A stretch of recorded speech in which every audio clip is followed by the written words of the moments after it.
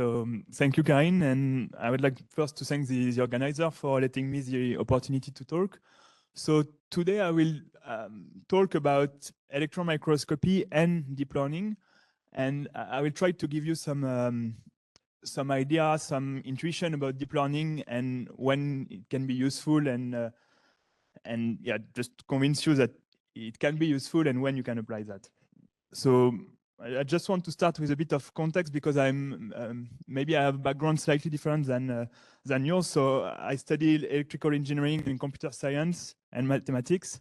So I'm not at all an expert in like physics and biology or material science or whatever. So I did a PhD on modeling and learning mathematical models for a microscope.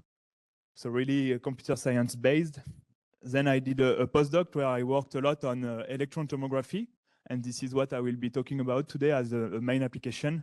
So electron tomography and how we can use machine learning, but smart machine learning guided by physics to improve the quality of images. And since January, so 1 year ago, I arrived at Lyon at CREATIS.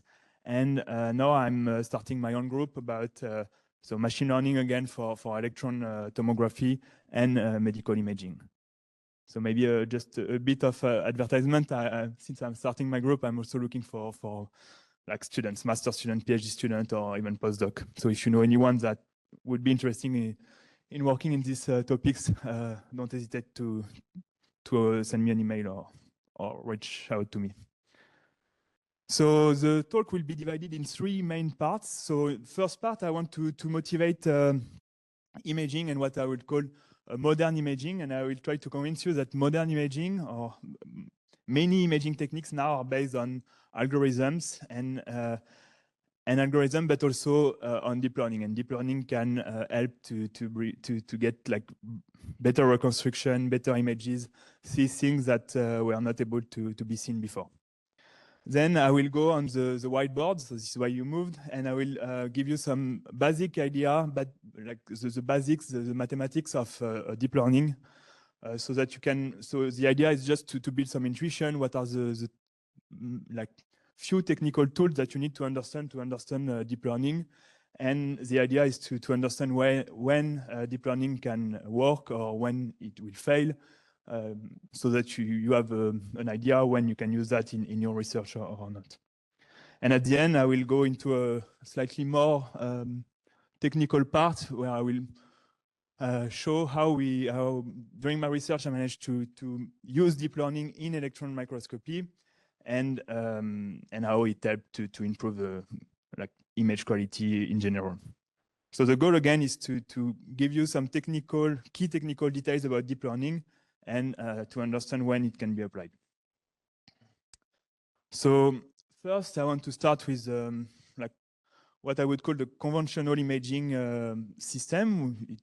So you have a microscope or an an imaging device, whatever it is, and you have your sample that you put on a cover slip or a grid, and you put it on your microscope. You send some light or some electron, and you get some very nice images.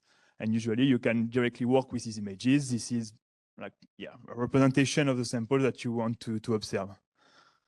So this is nice. What we measure is exactly what we analyzed.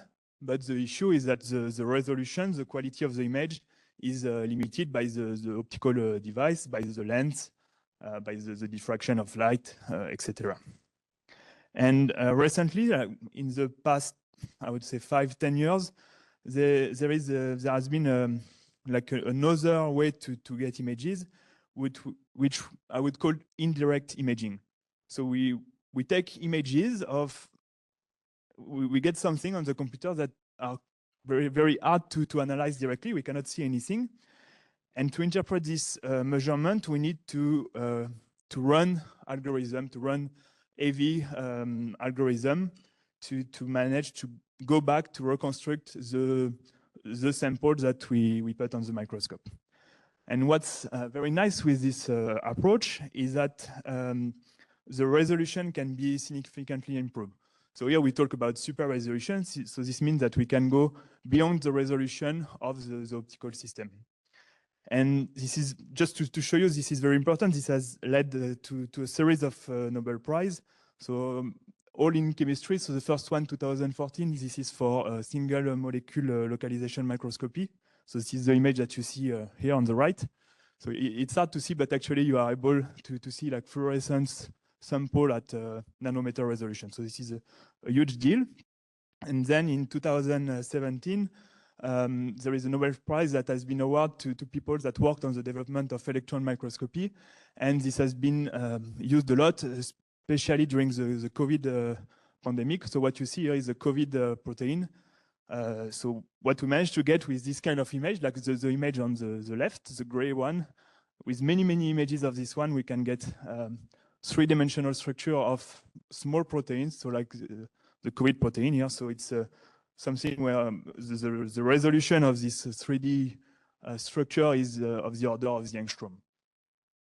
I will give you a bit more detail on this one. So, okay, so what I want to say here, just to summarize, the idea is that using indirect imaging and smart algorithm, we are able to go beyond the like standard resolution. And this kind of approaches can be even pushed further by deep learning. And this is what we'll see in this talk. So I will introduce 2-3 examples. I will go into a bit more into detail. And all these examples are examples on the electron microscopy. So maybe just a few questions so that I can know how to if I need to give a detail or not about what I will present. So who is familiar with electron microscopy? Okay, so not a lot. So maybe, so who has acquired images on electron microscopy? So on an okay, so same people almost. And maybe more general question, who has already struggled with bad quality images that comes from any optical device? Okay, some people. So, okay, so usually hopefully deep learning can be of help to answer the last question. So again, so this is, I will give you 3 examples just to motivate the talk. So the first one is single particle cryo-EM. Merci. So yeah, so first one is single particle cryo-EM. So this is yeah, very important because so what we get, so from a microscope, we'll get several images of some proteins that are some copies of same proteins, and you get the image that you see on the left. So it's very noisy. It's 2D image. You cannot really see anything. And after a long time, you can get some 3D reconstruction that look like that, which is like the 3D shape of a protein. And then with even more computation, you can get back to the atomic structure of the proteins that you're looking at. What's very important with this technique is that in order to work, you need to process, like here, what you see on the white circle is one protein. To get such a reconstruction, you need to process 100K to 1 million particles. So it's really a lot. And if you run that on your like not your computer, but a big computer, then it will take half a day or 1 day or 2 days. So it takes really long time to get a reconstruction. And yeah, as I said, this has been very important in several fields like medicine, biology, chemistry. And this allowed to get a 3-dimensional reconstruction of a protein. And here, now, all this processing is done with very little deep learning, okay? It's all like standard, old school signal processing method to get this reconstruction. But then we can go even further with deep learning, because here what we saw is that to get this reconstruction, we need to get many proteins. And actually, these proteins are not exactly identical copies of each other. So one important question in single particle cryo-EM is to get what we call the conformation of protein. So this is all the states of all the proteins that we have obtained to get our 3D reconstruction. And this a very important question, which is like the key topic of many research projects in this field, is possible thanks to deep learning. And actually, the only tool that is actually working in practice is something based on deep learning. Then something very important that I will talk a lot during this presentation is what we call electron tomography or cryotomography. And the idea is to go beyond the single particle case. So in single particle cryo-EM, what we had is a single protein, and we were able to get the 3D shape of this protein. In cryo-ET, what we want to have is like the entire cellular context. So this is the protein in 3D, but also all the other organelles and biological structures that are within the cell. And this is possible thanks to cryo-ET. So this is a very, very nice image.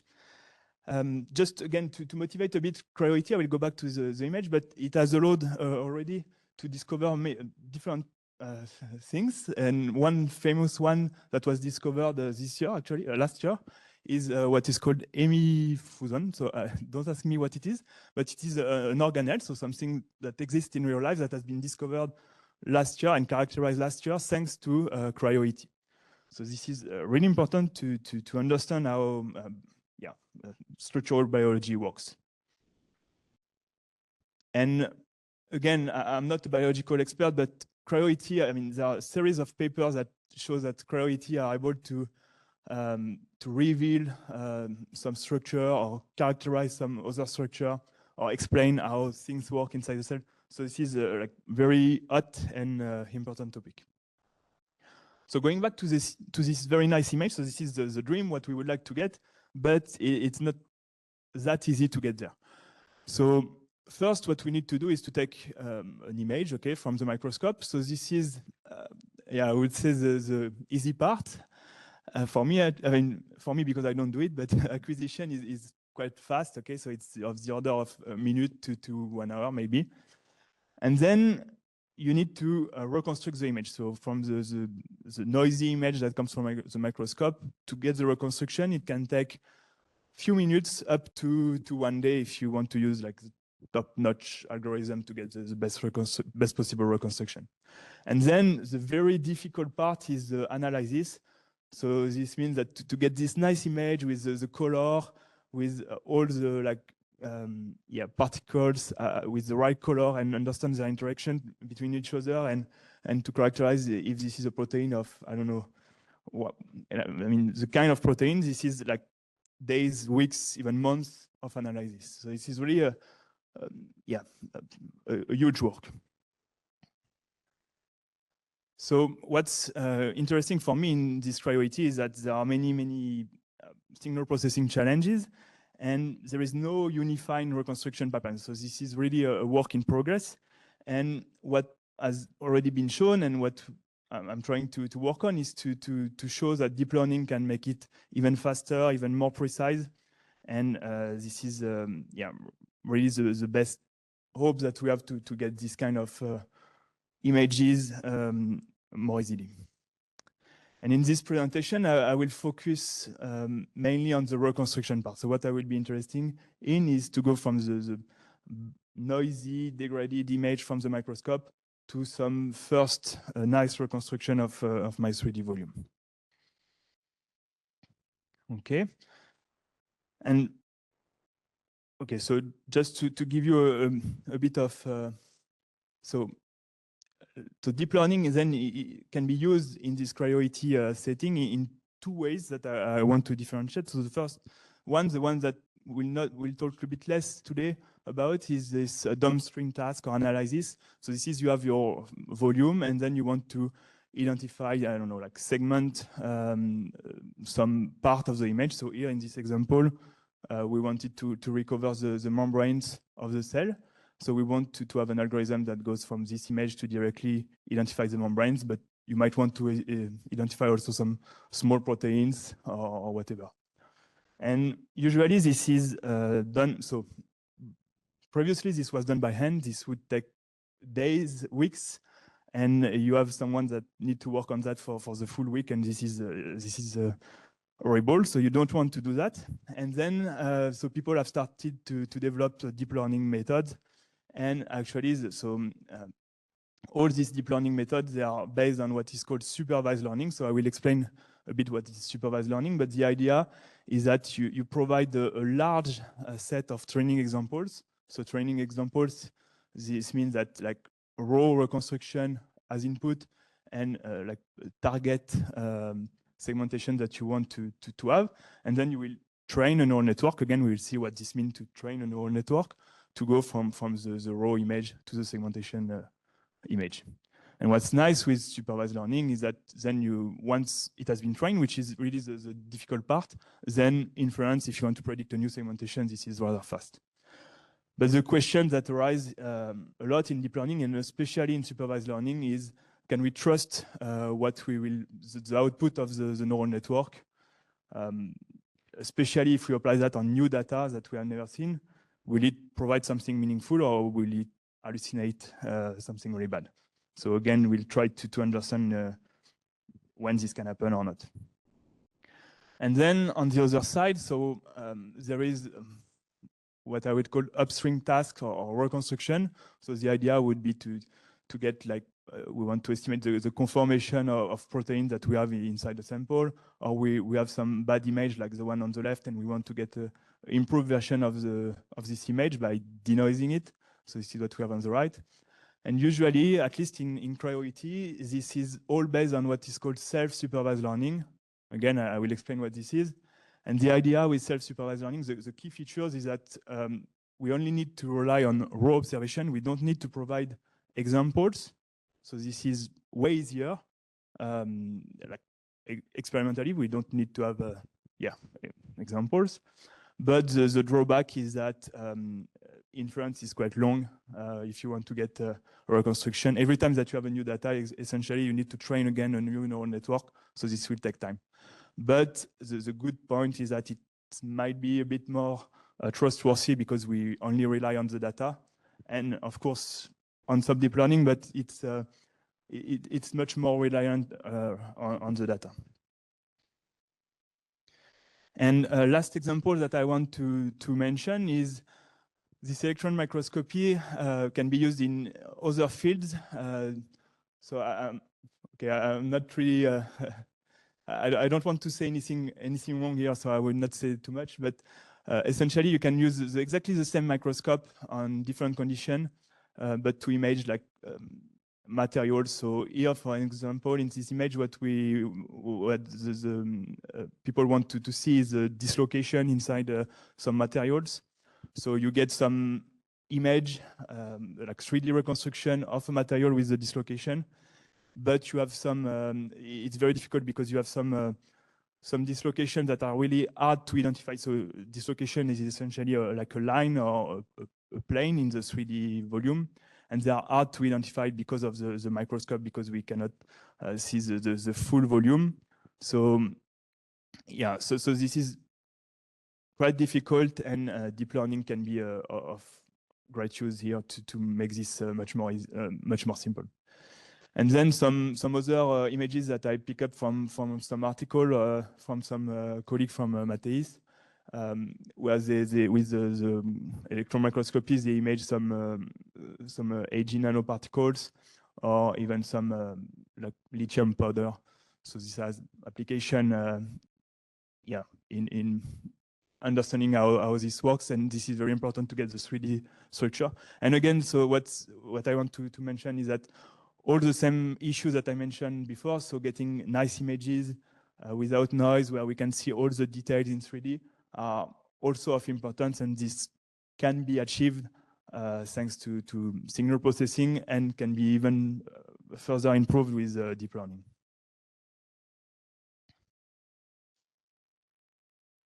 Okay, so this is it for the introduction. So what I wanted to say essentially is that deep learning is crucial in many scientific fields, but also in education.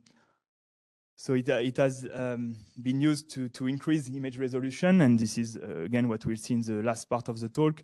This is very useful for automatic processing. I will talk a bit less about that.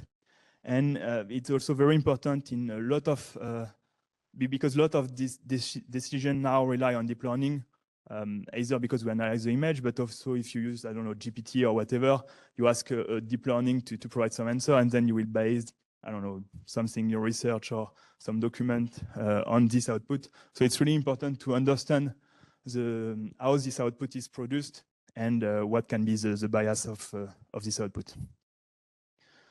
So the natural question now is, can deep learning solve everything? Or is there any limitation to deep learning? And how does this work?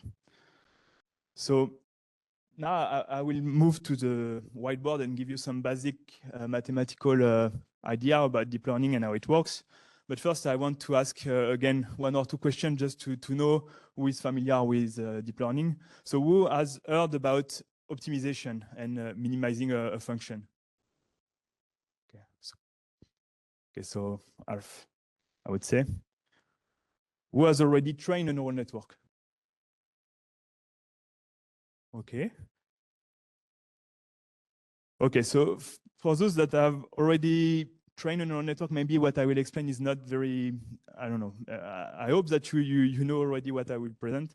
So I will give you some intuition. So I will talk about the training data set, the learning of what does it mean to learn. So this is actually solving an optimization problem. So I will give you some reminder about optimization. And I will talk about loss function and continuous optimization. So, okay, so I'll move to the whiteboard. So for, I would say, like half an hour or more. And then we'll go back to the slides.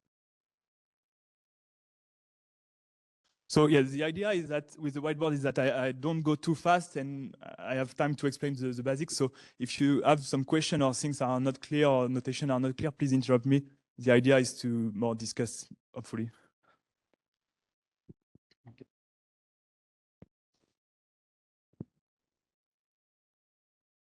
So, okay.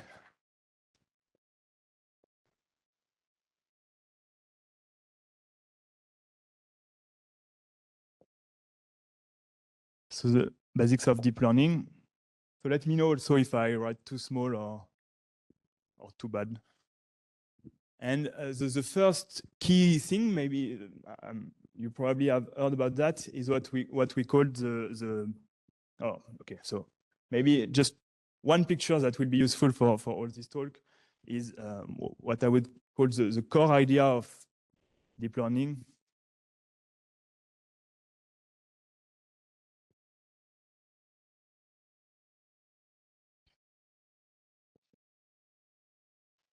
Is that we have some input, okay, that I will call X. So this can be an image.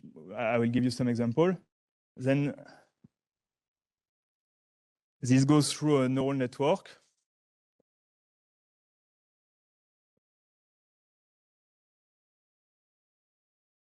And then it will produce some output, Y, that is supposed to be like an improved version or something that where we have extracted the information that we wanted to extract from the input. So I will try to describe everything now. So the first thing is what is called the training data set. So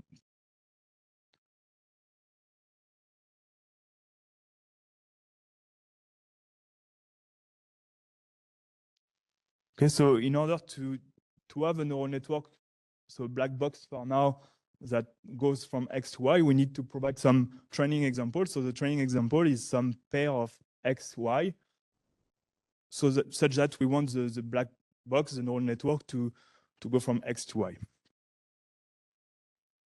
So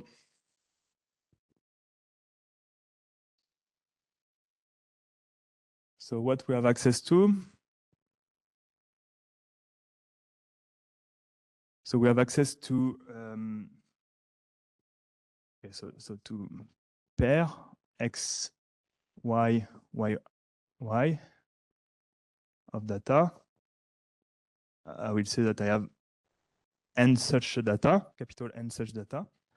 And the idea is that this xi would be the input of the algorithm.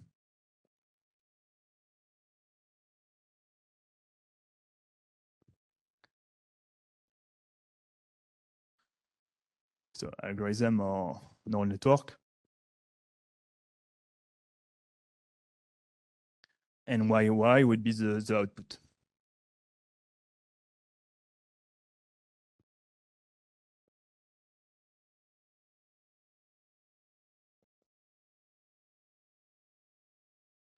Okay. So I will give you some. Yes. Let me know if. Okay, so some examples that I will use several times. So the first one.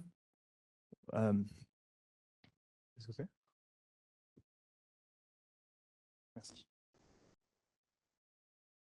So the first example is something very common in image processing. It's denoising.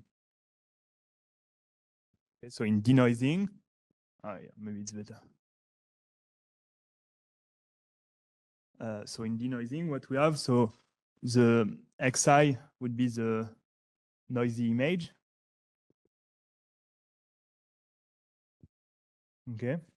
And the yi would be the denoised image.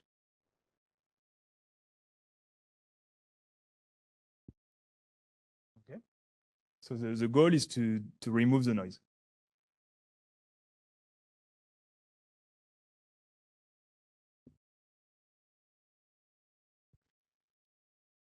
Is it better? So I think I have an example. So yeah, one example again in tomography. So these are simulated images that we would get on the microscope on the left. So they are noisy, they are buried under the noise. And the goal would be to produce the one on the right, the denoised images. Second example that is very important is what I will call tomographic correction.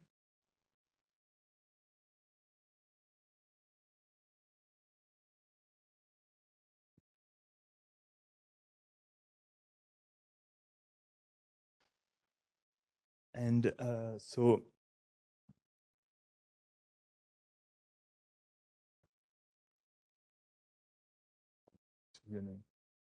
okay. So here the xi would be the so distorted images,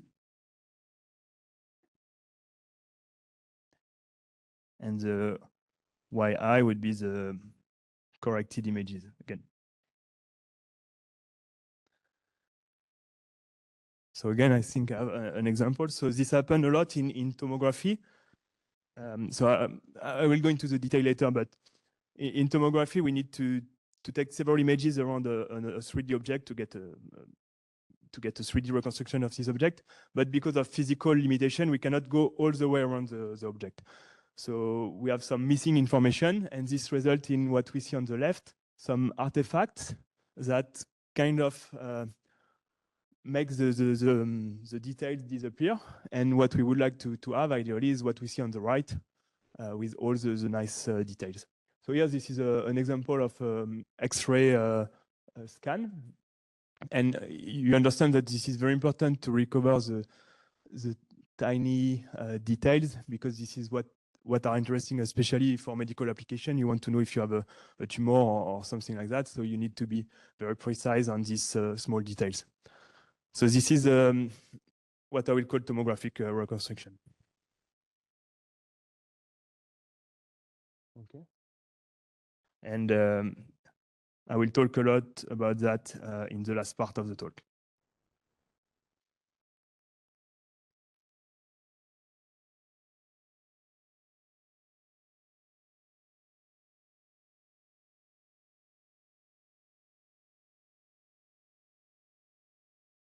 Okay, and maybe last example, more on the analysis part, is segmentation. So the goal is to go from a raw image to a segmentation of the image. So 3 segmentation.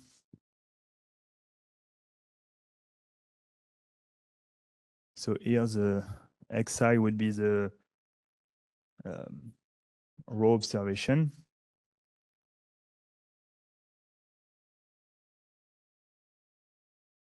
and yi would be the mask, so segmentation mask.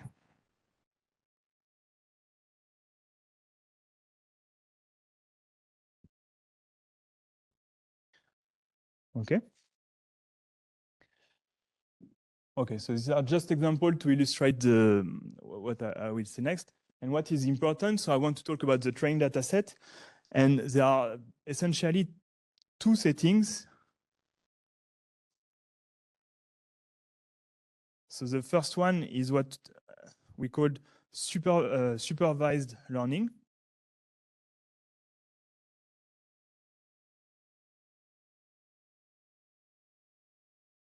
So supervised learning means that we have some data to supervise the task. So we have access to both Y and X. So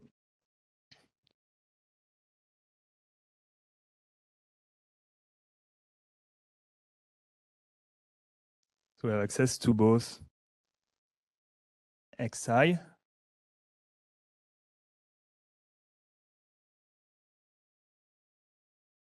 and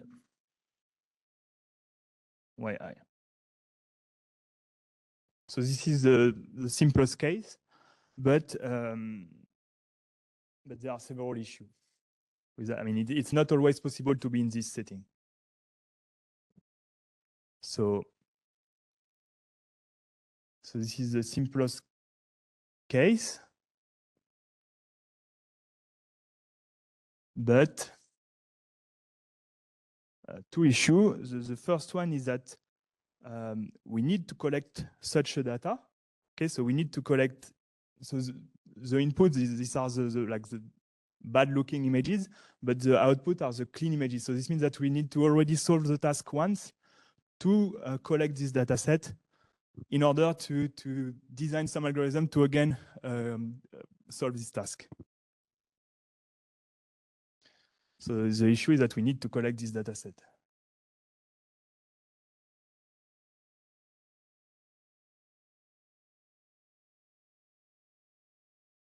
We need to collect examples. So this means that we need to solve the task.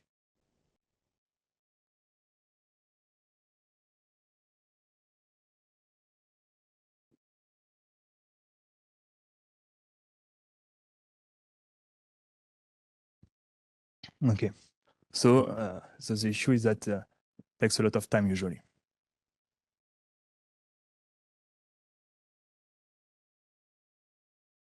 If this is possible to do it. And the second key point on supervised learning is that usually we need a lot of diverse examples. So we need a lot. So we'll see what this means of diverse example.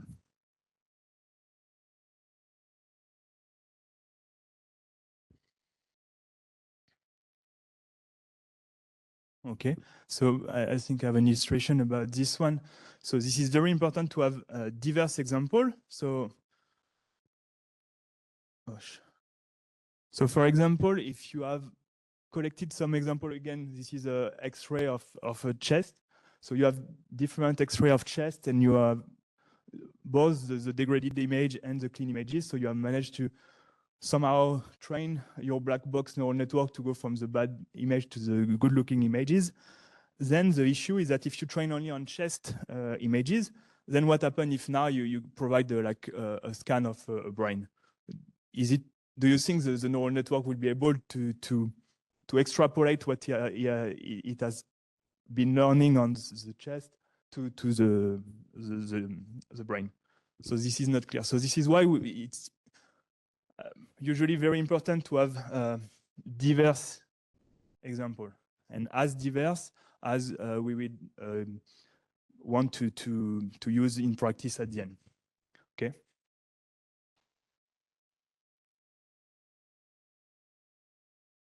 Okay, and because what's important is that the validation of the learnings, if we want to check what the neural network has been doing, we want to validate that on unseen data.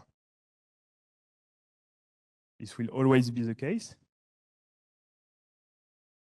And the question is how diverse is this data? Okay, so this is for the supervised learning. And another example, the second important setting is what is called self-supervised learning. So this is self-supervised.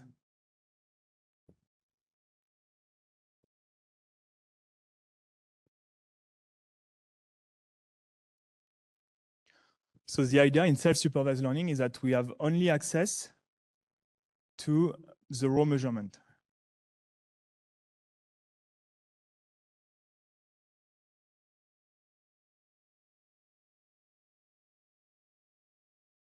To measurement xi. So you see that this is usually what we have in practice. If I don't know, you're working in a lab, you are doing images of electron tomography, what you get is the raw measurement, but you don't have the clean, denoise, corrected, artifact-free 3D reconstruction. So this is easy to get, but then the problem is significantly harder because we don't have any example to train the neural network to perform on. So the question is, how can we learn something in this setting?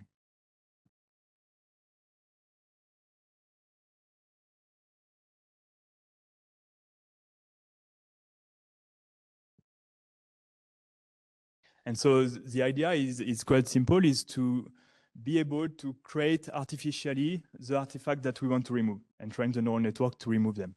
Because they have been created artificially, then we have some example to train on.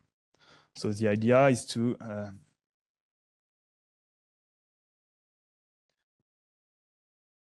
create artificial example.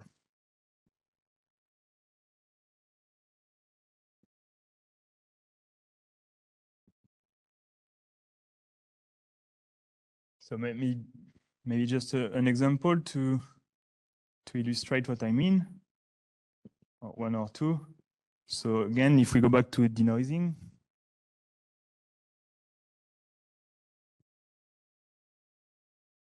any idea what this would mean for denoising? How can we? I'll give you only one noisy image, sorry, and I want to train. I want to create new example to denoise such images.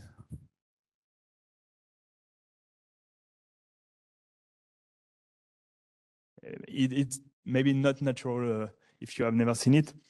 So the idea is to, if you add yourself extra noise, then you know the noise. I mean, yeah, you have some noisy image. You add some more noise on this image, so you have a noisier image, and the goal would be to go back to the initial image with lower noise. Okay, so this gives you like artificial trained data. So maybe let me write it down. This will be a bit more clear.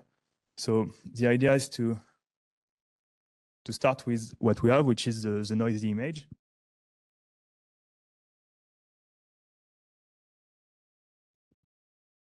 X, okay, or the xi. And then if you add some noise, okay, so you get like some noisier version of the original image. And then what you would like to do, okay, so maybe I will write it mathematically. I don't know if this will help. So typically, if you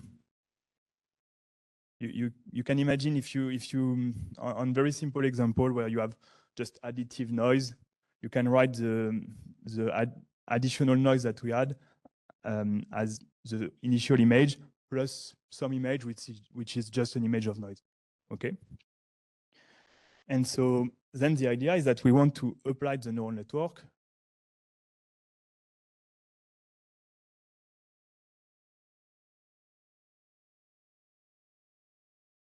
okay, to this xi.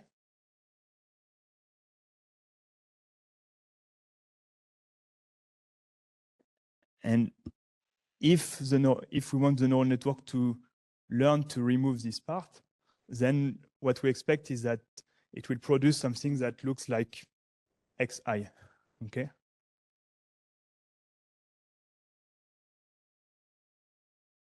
So the output should be close to xi, okay? And the idea here is that xi, this is something that we have access to. This is the measurement, this is the initial data that we have. So here we are able to, so we have the input of the neural network that we artificially constructed, and we have what we want as an output. Okay, so we can train, then we fall back kind of in the supervised learning setting where we have pair of example of input outputs. Okay, so this idea is that so this is for training. Okay, and then at inference,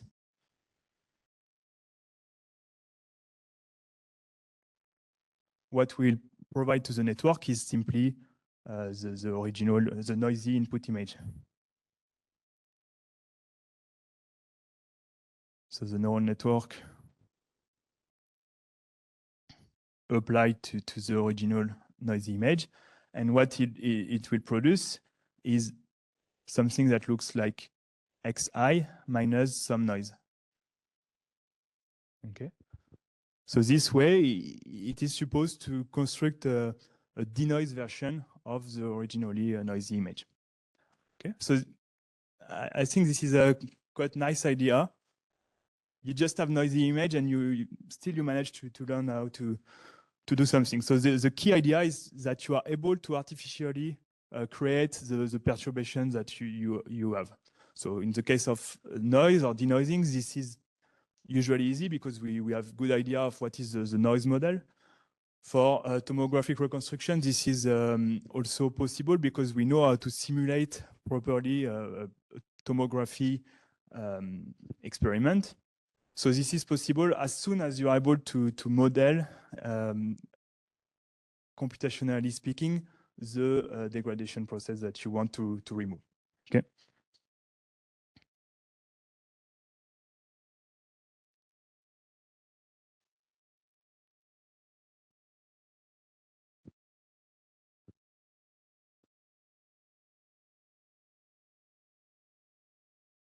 Okay. Okay. So I will.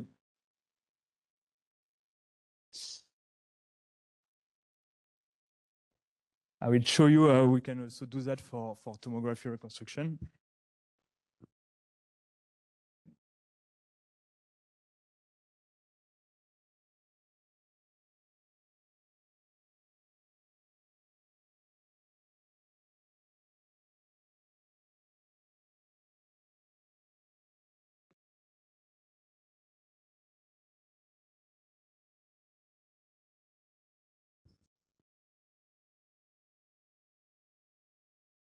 Okay, so for tomography reconstruction, again, this is the same idea.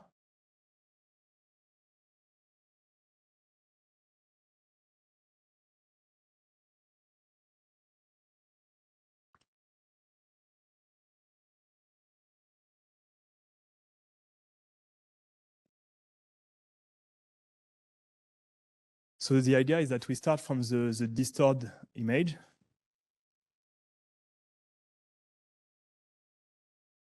Xi, okay. Then what we would like to have is we would like to have a neural network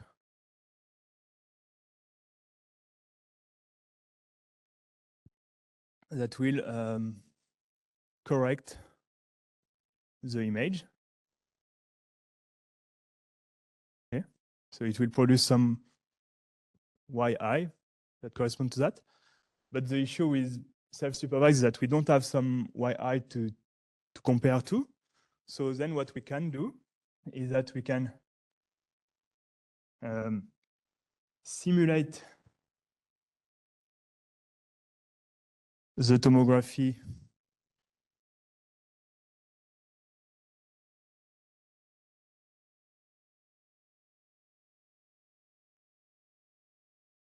imaging setup.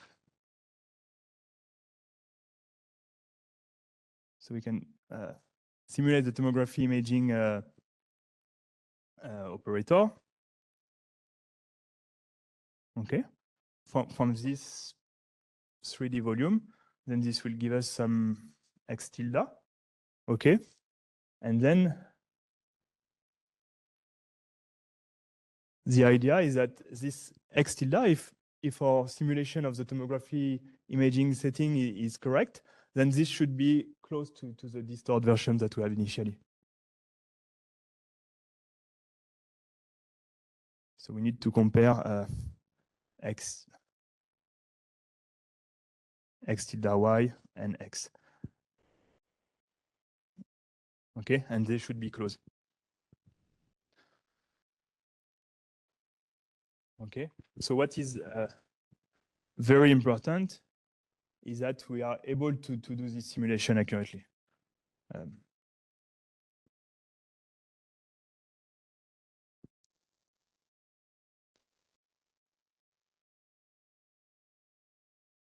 Like this morning, we have seen some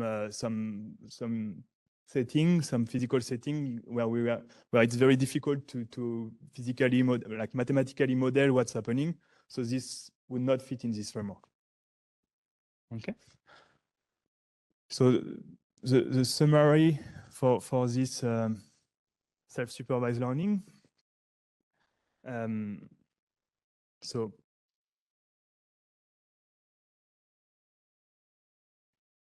self-supervised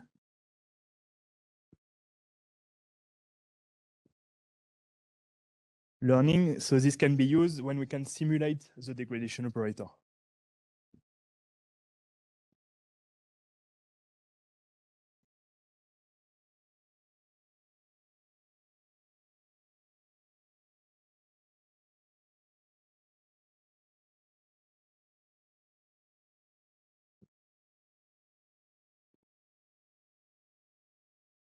So this is very important. And the good point also is that we no need for training data.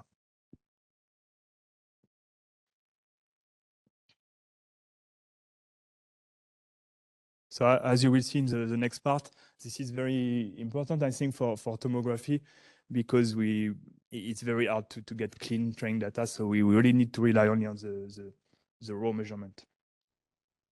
Okay, so maybe I should accelerate a bit. So then so we discussed the training data set, which is maybe one of the most important thing in learning. So you need to be able to construct such a data set that is diverse and large enough.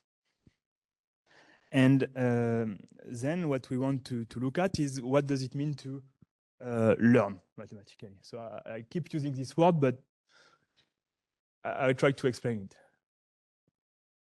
So what is learning?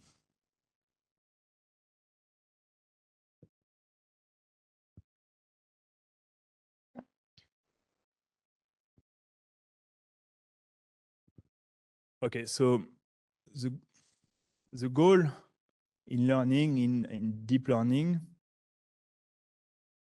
is to find a neural network that send some data X to some other data Y. Okay. So the first thing I should define maybe is what is a neural network. So a neural network, if I want to be a bit more precise, it's not just a black box, but you can think of it as a function. A neural network, so this is a function that I will call f, that will send some data x to some data y. And what is important is that this function depends on some parameter that I will call phi. So this function depends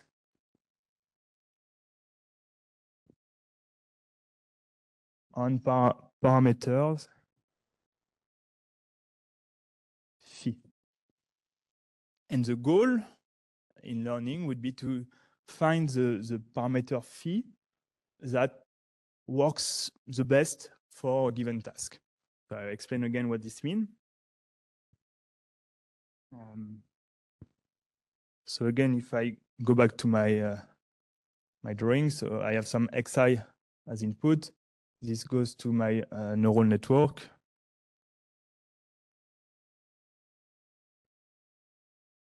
And this will produce some yi. And so this neural network, now we know that this is a function that depends on some parameter phi. And what we know is that the output of the neural network would be f of phi of xi, and this should be very close to yi for all the data that we have.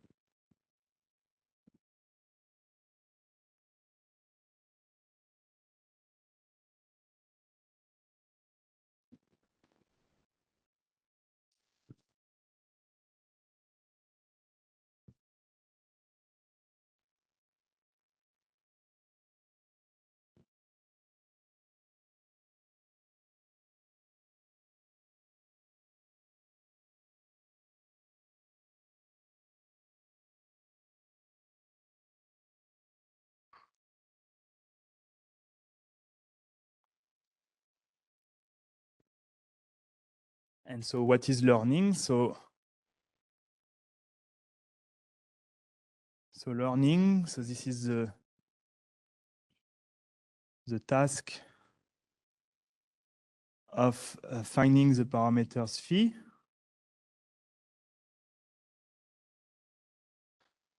that makes the neural network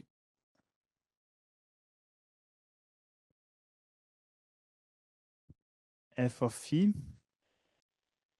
work best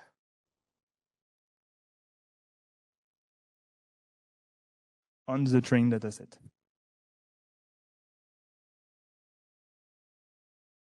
Okay, and what does this mean precisely, mathematically? So this means that the goal, this can be written also. So what we want is to, okay, so sorry. First, I need to introduce another notation. So by best, I mean that this is based, this is measured by some distance. So this is a measure by distance-like function.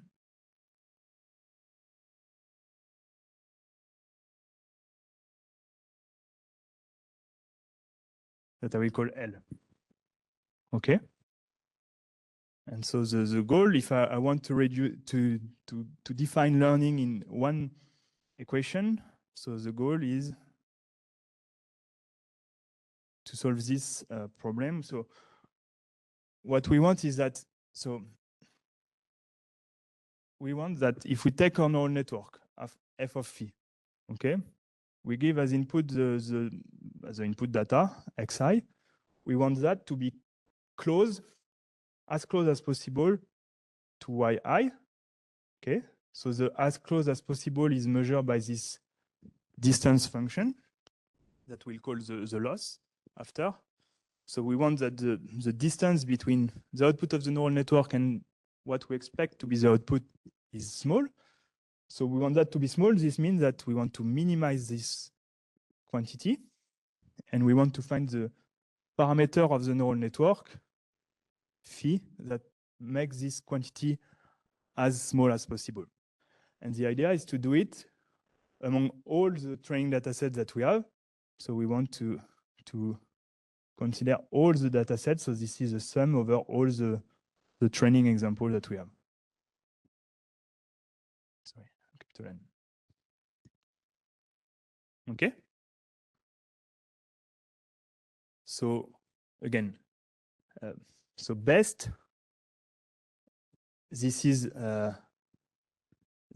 characterized by minimum. We want to find the best parameter, so the parameter phi that minimizes this quantity.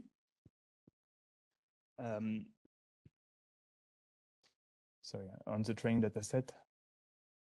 So on the training data set, so this is really this sum. We want to consider all the data.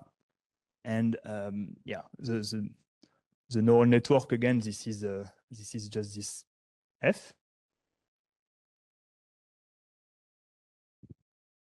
Okay. Okay, does this make sense? This is really, okay, I will move on. This is, I keep saying the same thing, but this is very important. So learning is really the task of minimizing a distance-like function among all the training data sets. So if there is anything unclear here, please don't hesitate to interrupt. This is, yeah, essentially deep learning.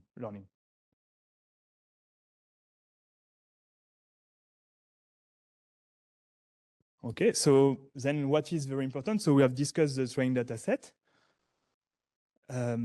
Two things to remain to be discussed is this minimization problem and the loss, the distance function. So the loss function,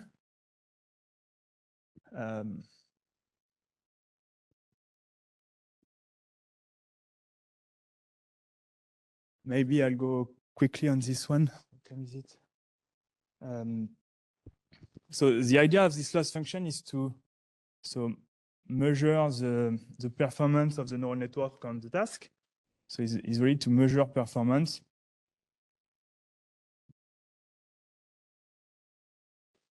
What else can I say? So this is very important. This will guide the performance of the neural network. So this will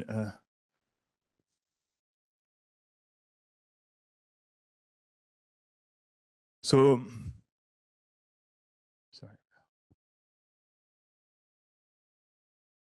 So usually what we do as computer scientists is that we train a neural network with a standard loss.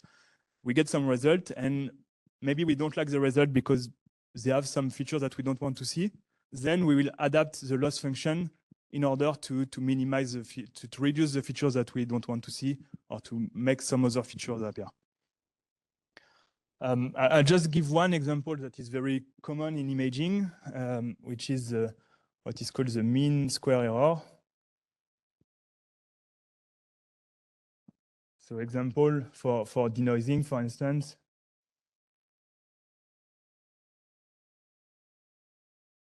The standard loss would be what we call the mean square error.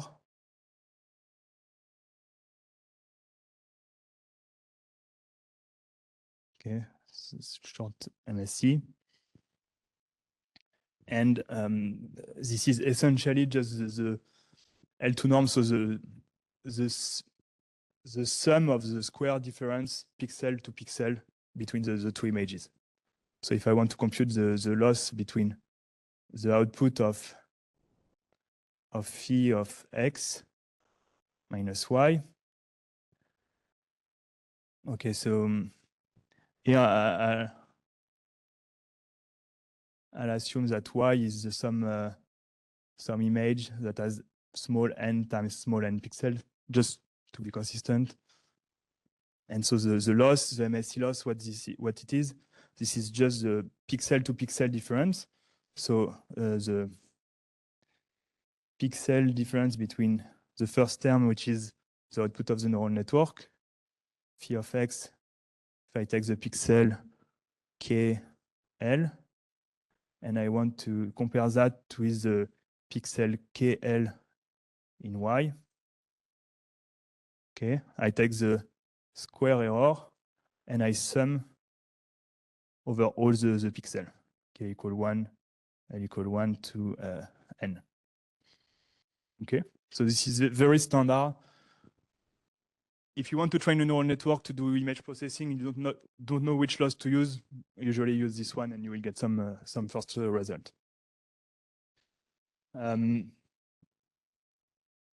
Then something that I will explain later on for tomographic reconstruction.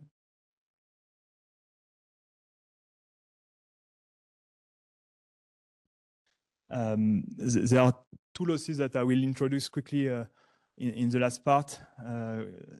First one is what is called noise to noise. So this is a noise to noise like loss. So this is very important to denoising when you don't have any clean training example. And the second one is what is called equivariant loss. And this is also very specific to tomography, and we'll see that it allows to combine some physical knowledge that we have on the sample from the microscope and include that into some deep learning framework. So the loss is key if you have some information about the physics of your system or if you have some physical equation between the input of the neural network and the output, then you might want to include that into the loss function. Maybe you have heard about PIN, which is a physics-informed neural network. The idea of physics-informed neural network is that you know some PDEs that explain your data, and you just include that as a loss. So this means that you simulate your data using this PDE, and you make sure that the L2 difference, so something close to the MSE, matches the observation that you have. So this is nothing more. Okay. And last technical thing that I want to discuss is this optimization. So now we have discussed the loss. The very important thing also, but maybe more technical, is that we need to solve this problem. So what does it mean to solve such a problem? How do we find a minimum of a function? So I just want to give you a few ideas how to do it on very simple function, but this is enough to understand the bias that we can have in deep learning.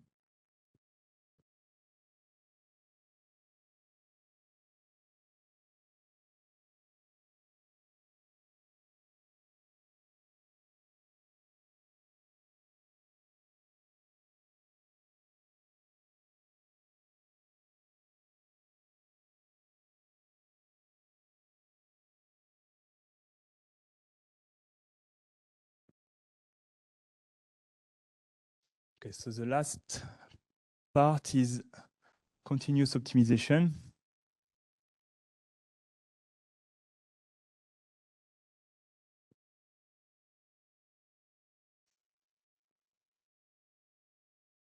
Okay, so just remind that we want to solve we want to find the best parameters that minimize a function. This function is the sum of some loss over some training example.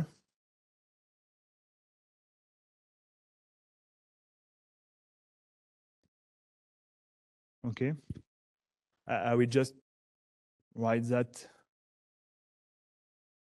Sorry, so mean of phi. I will just write that as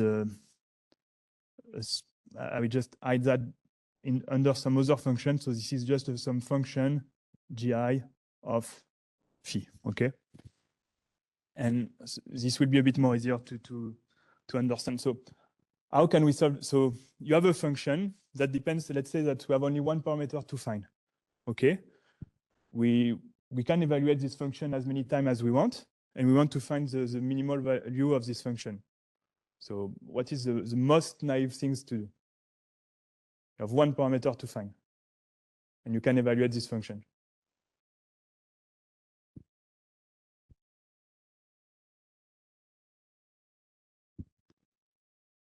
Maybe a bit more motivating example. I'll give you how do you call that? A game machine in a casino, and you can input a number, and depending on the number, you will get more or less cash out of it. How do you think? How do you have? I don't know. You can let's say that you can do several try, and then you want to find the best input that will give you the most cash, so that you can keep getting some cash. So how would you? Yeah. Maybe okay. Sorry. Maybe it's a bit confusing. Okay. I do a drawing. Okay. So this is, let's say that this is our function. So this is, let's say that we have only one. So this is the value of g of phi. And here, this is the value of phi. So if you give me one, so okay, let's say at the beginning you want to try this phi. So I give you the value of the function. Then you will try another one. I will give you the value of the function. We try another one. I give you the value of the function. If you have, let's say, 10 try, how can you make sure that you have a good idea where the minimum of the function is?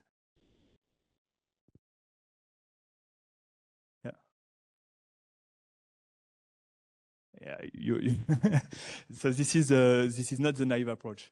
So naive approach would be, you know that your function takes, you can try several values. So what you want to do is to like discretize the search space, right?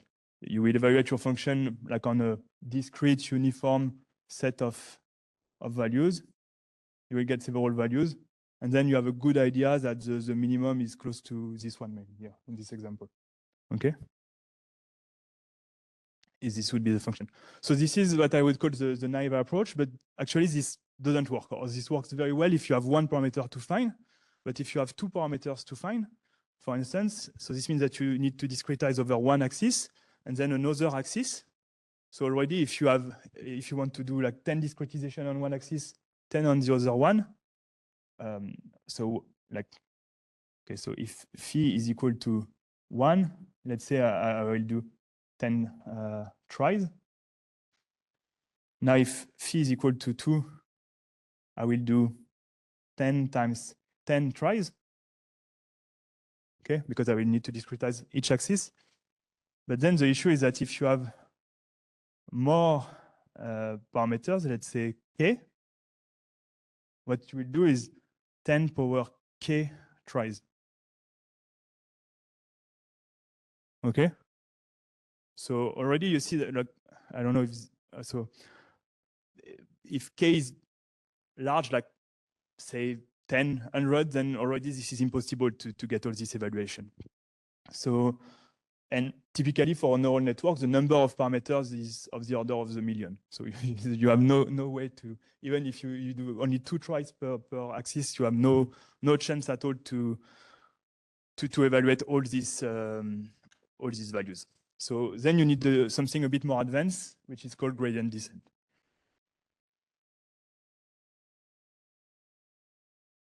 So this is what is called gradient-based optimization.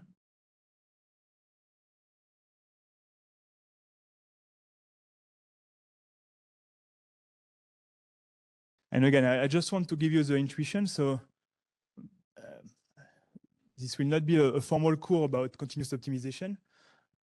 So again, you have this function, and what you don't want to do is to evaluate all the points and then choose later.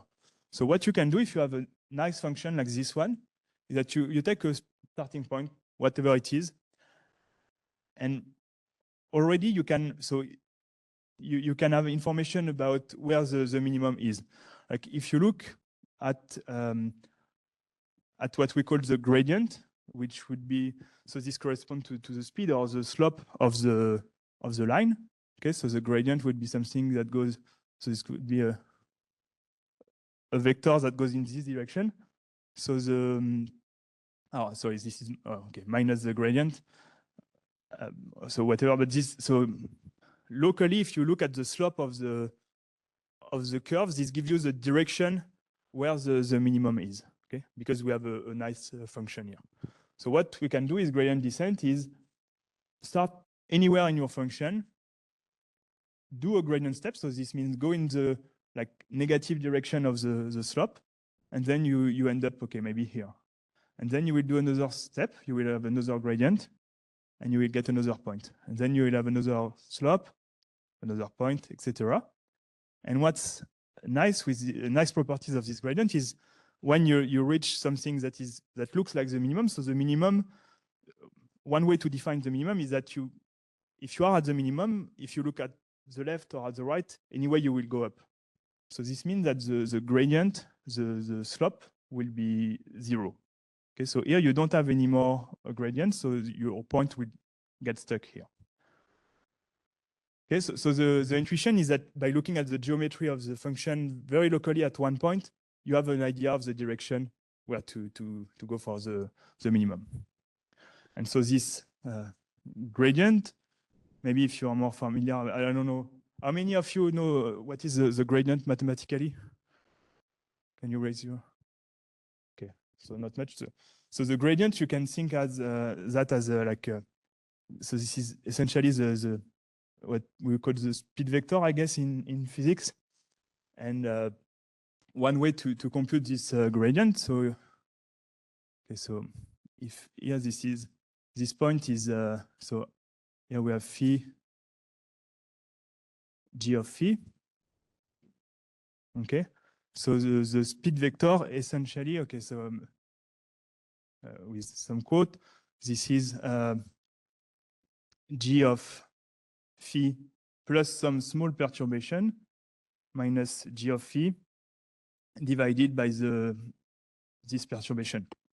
Okay, so this is really what we call the derivative for 1D function, the gradient for a multidimensional function, or just the speed vector if you want to. So this is just, yeah, how to compute the speed empirically. You take the value of your function slightly after the point where you want the speed, minus the value where you want the speed, divided by the time interval. Okay. So the idea, the whole idea of deep learning on the computer is to automatically compute these gradients so that we can do gradient descent and solve such optimization problem. Okay. So the very important features of deep learning libraries in Python on your computer is that they automatically store the gradient, and this is what we call automatic differentiation.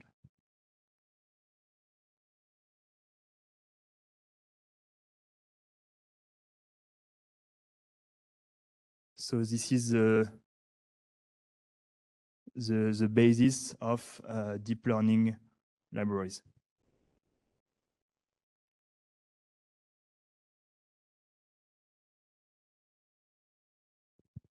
Okay.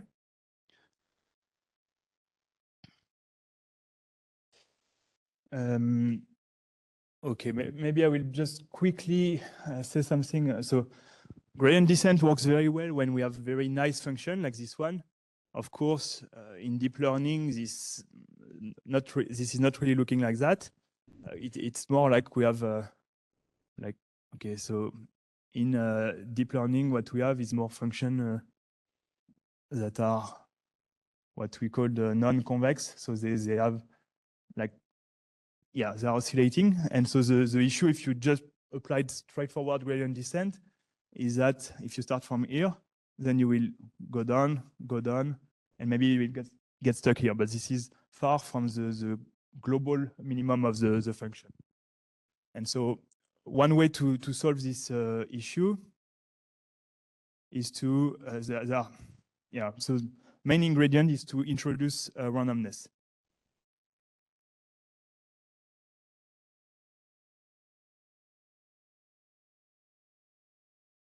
Okay, so the idea is that you don't anymore take just a gradient step, but you also allow some random perturbation of this gradient vector. So maybe you will go here, and then you will go here, and maybe here, I don't know, and then here. And this random perturbation also decreases with time, so that you have more chance to yeah. Okay, so this would be, in red, this would be a typical random version of the gradient descent. And this is what would be called, so this would be called stochastic gradient descent.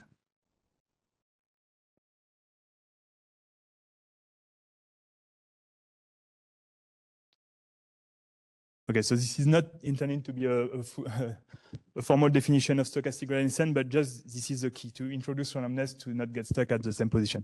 This example also explains something that can happen in practice if you train two neural networks and you are not careful with the way you train it. I mean, you have the same parameters, but maybe on two different computers. Then you might have two different results at the end, even though you have the same set of hyperparameters, etc., because of this randomness effect. And because also the starting point is also chosen at random. So if you do that on two different computers, maybe you start from two different points and you end up in two different neural networks. Empirically, what we have observed with neural network is that the output will be different, but they will be very close. And usually you don't really see the differences.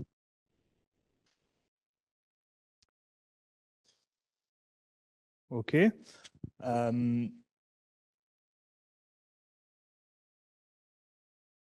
Okay, and maybe one thing also that I want to mention very quickly without going into detail is that one other way to introduce randomness and solve this issue with a badly shaped function is to use what we call batch sampling. So the idea with batch sampling is that, again, we want to minimize this function, which is a sum of some measure on our data set. But the issue is that our data set can be quite large. N is the number of examples that we have, so it could be millions, billions of images or whatever. So this is too much. And so the idea is to do batch sampling. So it's to take only a small subpart of this sum every time. So this will introduce some randomness, and also this will make it easier to store on the computer, because we don't need to compute the loss for all the training data set at the same time. We can only do it in small batches. So the idea would be to solve something that look like we want again to find mean of phi of our distance function, phi of xi, yi. But we want to compute that on a small subset. So this is I that are on some set I tilde, where the size of I tilde is way smaller than the total number of training data set.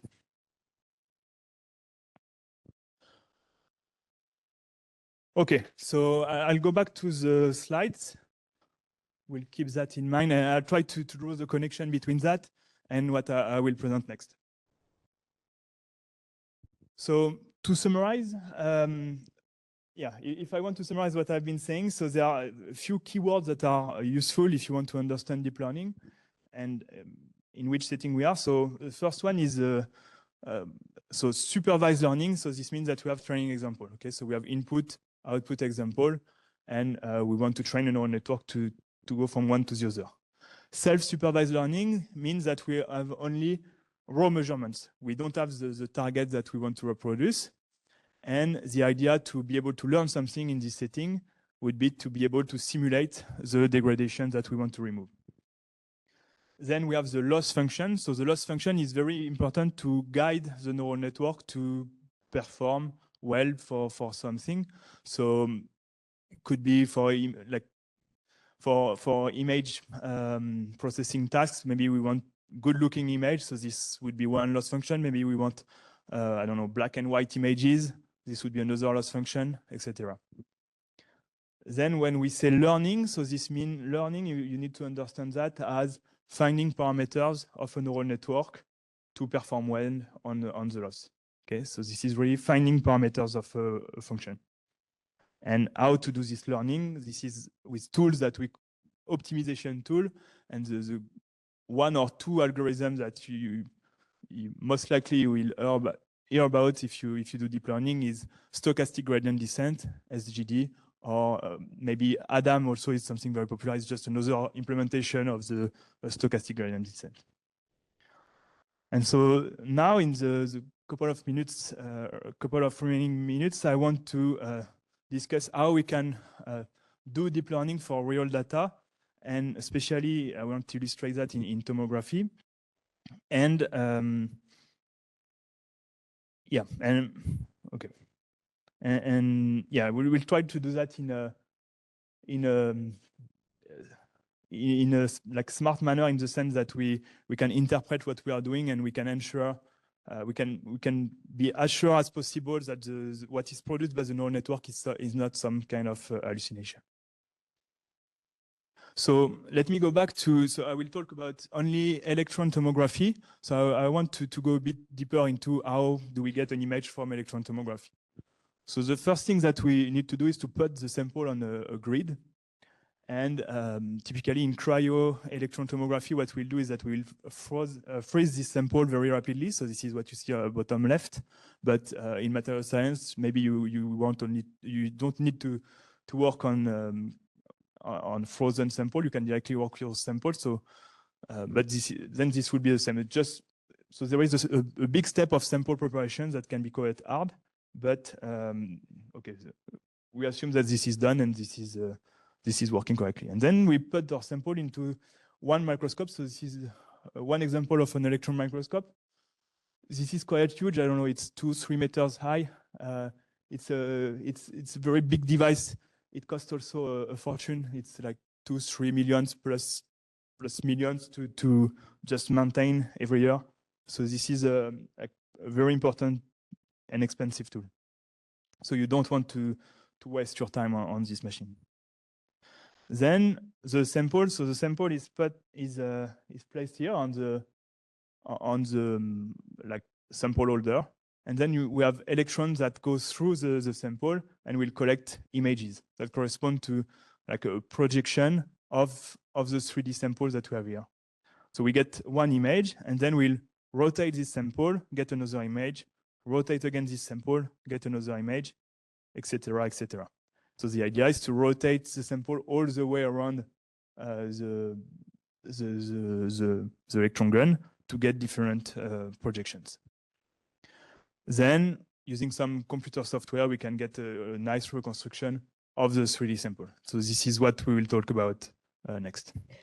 So again, just to illustrate a bit more thematically what I explained. So we have the 3D sample, electron pass through the sample, we get a projection. Then we rotate the sample. We rotate the sample and we get other projection. And the idea is to get from this projection that we'll call tilt series, because they are like tilt projection of the sample to the 3D reconstruction. The issue is that there are several challenges in CREATIS. The first one is that the different tilts are not necessarily aligned, because here in these images, like 1 pixel, so there are like 4K times 4K pixels, so this is really huge. 1 pixel is, I think, like about 1 angstrom or few angstrom. So this is 1 angstrom is 10 minus 10 meters. So it's very, very small. So this means that any movement, any vibration, any, I don't know, whatever, even like change of pressure in the room might result into some small movement, and a movement of 10 minus 10 meters will introduce a shift of 1 pixel. So we have a lot of different movements that we need to correct for. Like, for example, this is just an illustration. On the top, it's what happened if you, sorry, it's supposed to move, it was a movie, but, so this is a tilt series, okay, that was aligned without any, so there are no shift, no movement. If you do a reconstruction, then you get a nice looking images. Then now, if you have some shifts that you don't take into account, this is the kind of reconstruction that you get. And what you see is that even with small shifts, you already lose all the resolution, all the contrast, all the details that we want to recover. So this is very damaging for the reconstruction.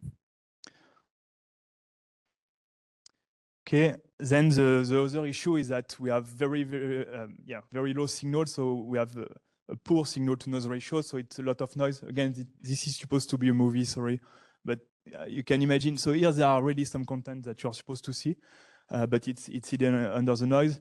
And these data are very huge. Like the reconstruction of the 3D sample associated to this data would be something like a cube of 4K times 4K times 2K pixels. So this is really huge.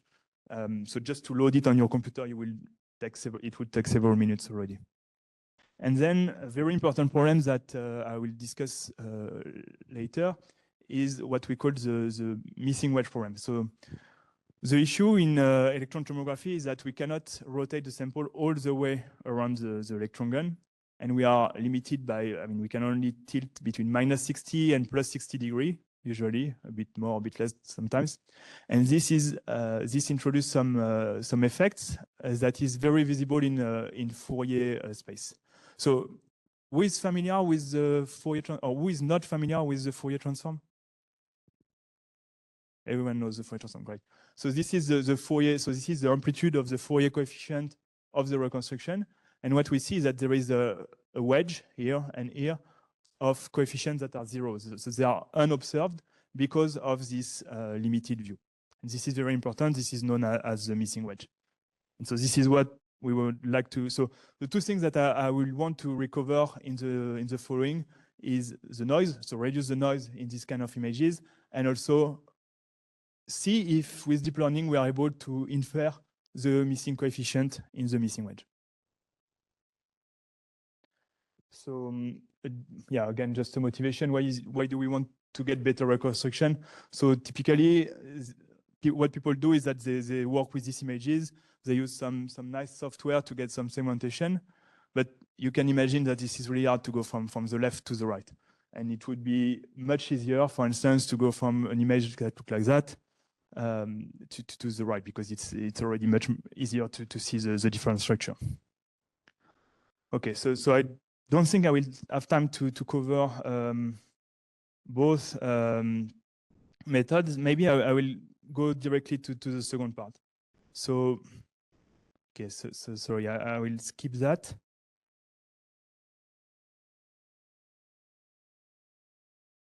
I will just, okay, this is weird, but I will just go directly to the conclusion on the first part. So the first part, we have developed some work that where we derived a neural network that performs supervised learning in microscopy. So you know what is supervised learning now. So we have examples of input data. So like, yeah, and also example of reconstructed data.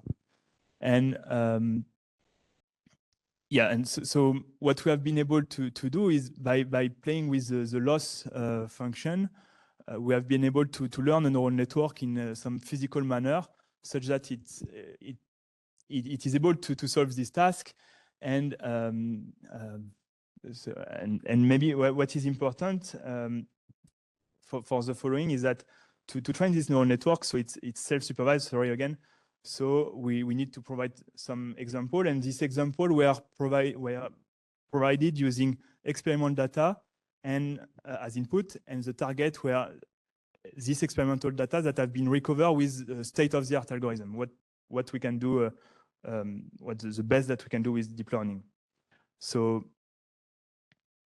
okay, so the idea is what I wanted to say here is that can we improve this supervised learning framework? Yes, we can, by improving the training data that we have. So currently we use like existing deep learning method to get missing wedge corrected and denoised tomograms, but actually we can do better, and this is what I will show you next. So second thing is, so how can we improve the reconstruction in tomography with self-supervised deep learning? And this is done in two steps. So the first one is by building like a denoising block, and the second one will be by designing like a missing wedge correction block.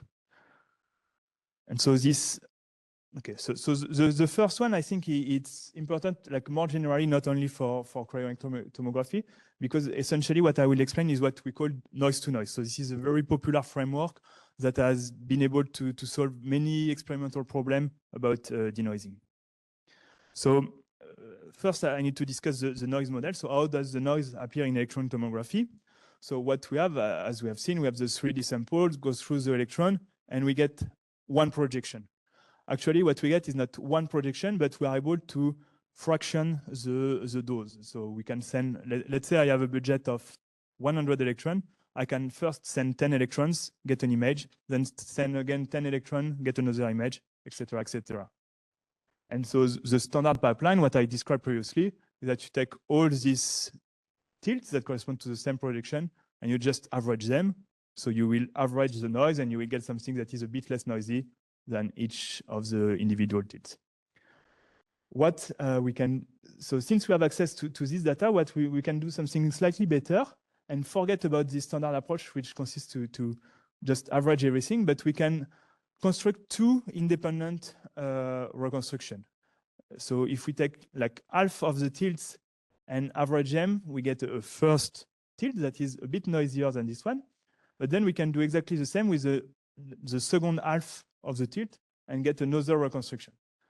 And what we get is that we get two independent, statistically independent realization of the same object. So the same object, but with different noise realization. And then we can use like standard reconstruction algorithms that would be called back projection operator, back projection reconstruction, for instance. But whatever, you have one algorithm that allows you to go from the tilts to the reconstruction. And the issue is that because you have noise here, you also have noise in the reconstruction, so you will get something very like that or even worse. But what's important again is that you have two statistically independent reconstruction. So how does this noise-to-noise framework works? So from this two noisy reconstruction, what they propose to do, the author of noise-to-noise, is to, so first, as I said, the volume is very, very big. So what we do is that we work on sub-volumes of the volume. This is not really important for the following. And then if we look at this sub-volume in the Fourier space, so as I said, so here I draw what we call the missing wedge. So in gray, this would be the Fourier coefficient of the noisy volume. So in gray, we have the missing wedge. So this is coefficient that we don't observe. And then in green, we have the observed coefficient, but they are noisy. Okay. And so what we would like to do is to remove this noise. So what we can do is, okay, so we have the missing wedge. And we have, again, sorry, two statistically independent noise realization. And what we would like to do is to remove the noise. So we'll apply the neural network that goes from this noisy version and that is supposed to produce something that is clean. Okay. And we can do that for the two independent realizations. So we have two reconstruction, and this actually gives us a loss. Okay. What we want is that the two reconstructions should be the same, right? If the denoising was done perfectly by the neural network, then it should have removed the noise from this one, remove the noise from this one, and the two denoise versions should be the same. Okay. And why does it work? So this might be a bit surprising, but this works actually quite well. And the idea is something that we call implicit bias of neural network.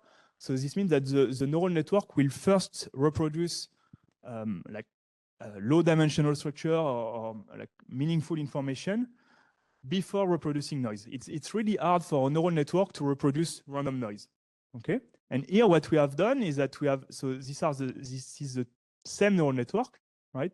But once it will work on this noisy volume, and then it will also work on this noisy volume, but with two different noise. And again, this is very hard for the neural network to reproduce noise. So it's really difficult to reproduce both noise, which are completely different because this is noise. Okay. So the idea, okay, so maybe, so in practice, this works very well. And the idea is that neural network will first reproduce low frequency features, and then quickly it will, and then progressively it will represent more and more detailed structure. And finally, it will reproduce noise. So the idea is to train this neural network to solve the optimization problem, but stop the optimization before it learns the noise. So this is really the trick. So try to solve the optimization problem, but stop it not soon enough. And then once this neural network is trained, then this can be applied to some noise data. So the same as the one here, and to get some reconstruction. So, okay, so believe me, this works. What I wanted to say is that I think this is a very important, I mean, for sure, this was a very important contribution. This is used in many, many fields of imaging. And what's really nice, beautiful, is that what you need to make this work is only 2 noisy images. So this is incredible. You just have 2 noisy images and you manage to get some denoisation about that.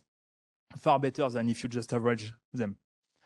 And the assumption is that your 2 images are have noise that is statistically independent. Okay, and what is still unresolved is that we have not corrected for this missing wedge, which is here. And one issue also is that it's very long to train such a network, because every time that you have a new volume, new data, you need to train again.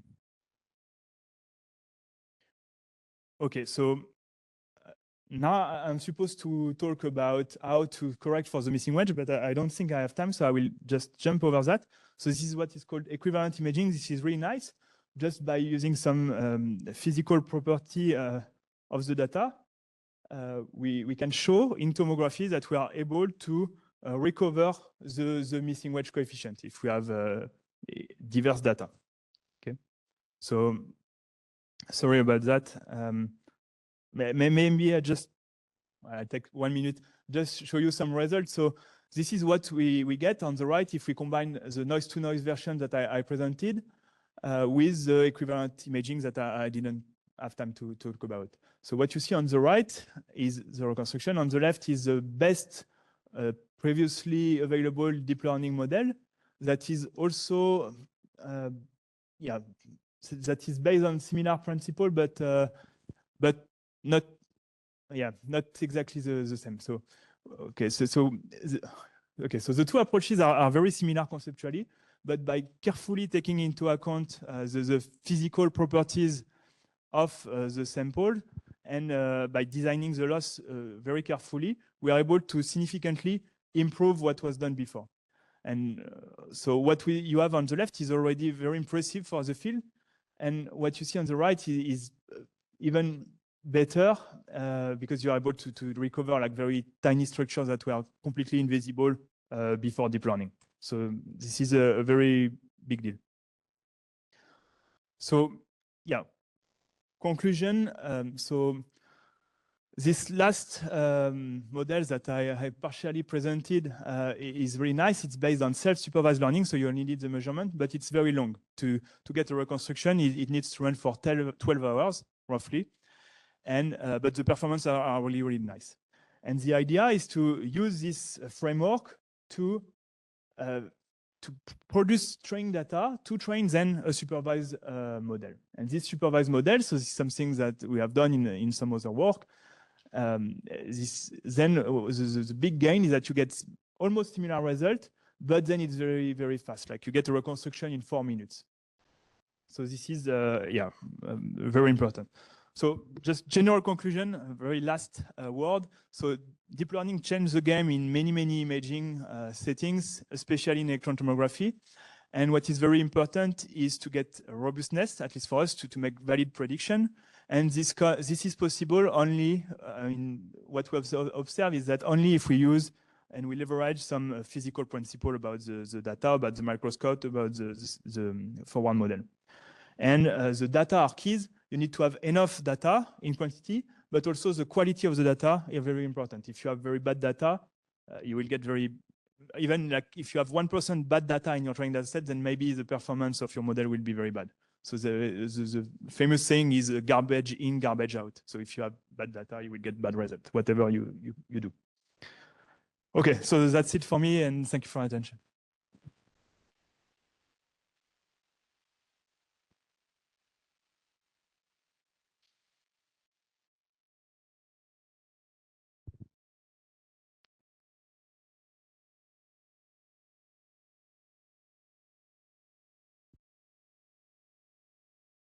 Well, thank you, Valentin. I think we have time for a few questions. Are there questions? Yeah.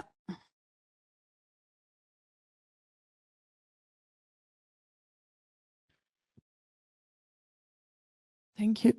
Thank you for your talk. My question is maybe more about logistic, but you're presenting all your images, but it's like your subject, the things you image, doesn't move? Sorry, I can't hear. The sample, is it moving or not? Because for me, I'm not really a biologist, but I think that you are imaging cells, and I think it can change because you say that image time is maybe some minutes or 1 hour. Does it moving during this time or not? No, it's not. So the images that I show are on cryo electron microscopy. So samples are frozen at -2 something. So it does move, but then so this is the deformation that explains the shifts, so that we need to correct beforehand. But in all the work that I presented, we assume that this correction has been done beforehand. Okay.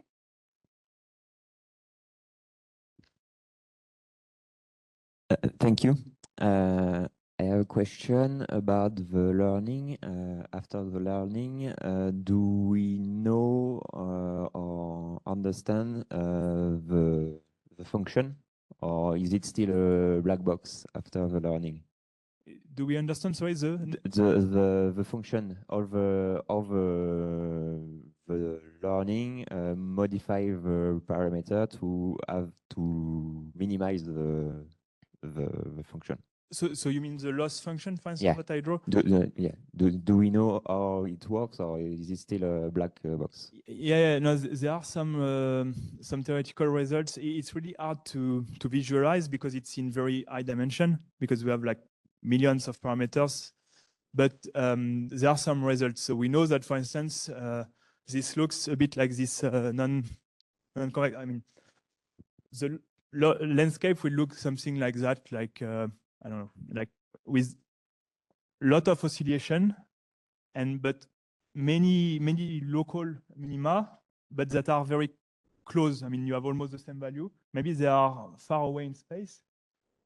So this would look like something like that. So this is why it works also empirically, is that you will end up somewhere, but whatever you do, anyway, the loss will be small. So you will be good at the tasks that you are learning on. And yeah, so and then the neural network architecture also has an importance on this shape, and this will make it easier or not to train. So there are some neural networks that are harder to train, some are easier, but this part is more empirical. Okay.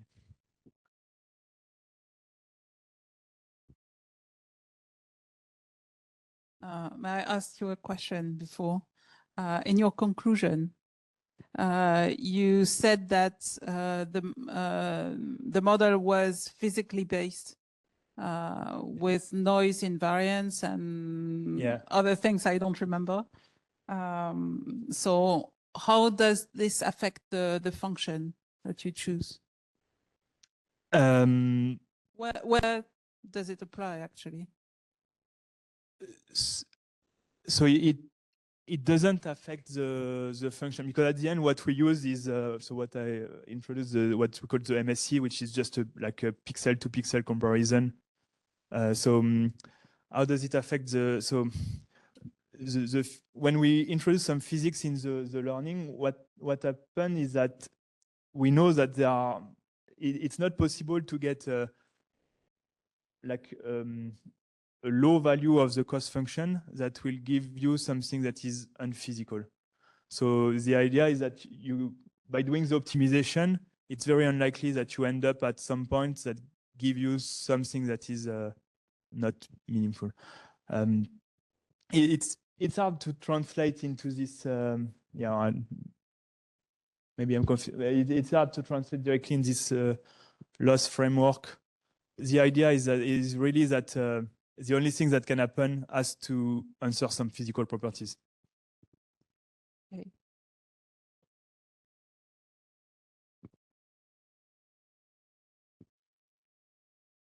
So did I understand correctly that the images, the 3D reconstructions you got were from a thin sample that you rotated, right? In the example you showed?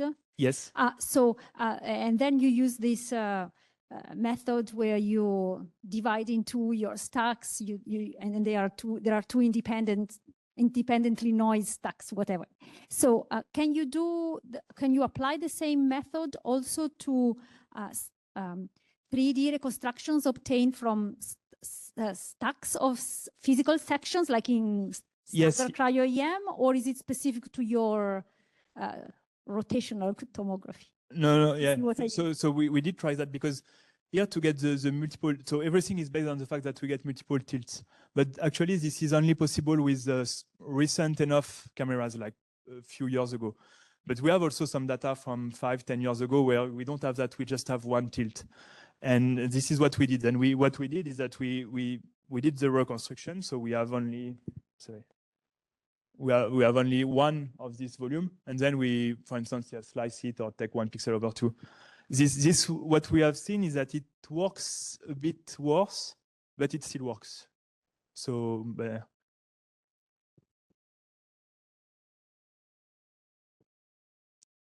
other questions?